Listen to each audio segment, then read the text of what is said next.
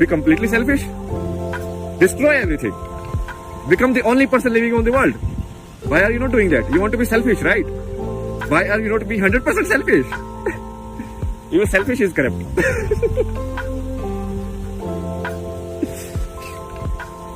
Okay. Then there is the governance system, democracy. So it's like, so in present times, whatever I'm saying, like most of these are not working because what is working is corruption and lies. Everywhere. Democracy is flawed everywhere. It is bought with money. In US, they are like lobbyists. In India, they are like people who donate money. Then they can get whatever done. Like industrialists have openly said it. Like these political parties are like my shops. I can go and buy whatever I from them. And then people are like, oh no, democracy. Oh my God, democracy. Very important. The third one is the lie of democracy. Because then if you raise your voice or say anything, you're like, oh, you can vote. You can vote and do it. So every 5 years you will get a chance. What if I die today? No. 5 years after you will get a chance. Okay? 5 years. And that is only after you are a certain age. Why? Because they think that at that age, human beings are more intelligent. Yeah. I see so many like 50, 60 years illiterate, completely illogical human beings working as like prime ministers of the state and all of these. Very intelligent.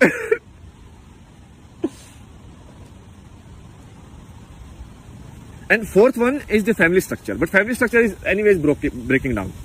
So I think these are like 4, maybe more, but I can like right now think about like these 4. So one is capitalism. It's like human beings, until you show them desire, show them profit, show them some self-serving nature, they won't work, okay? So right now I am working. So all of these videos that I am making, that is stupid. Like I am working almost like 10 hours a day.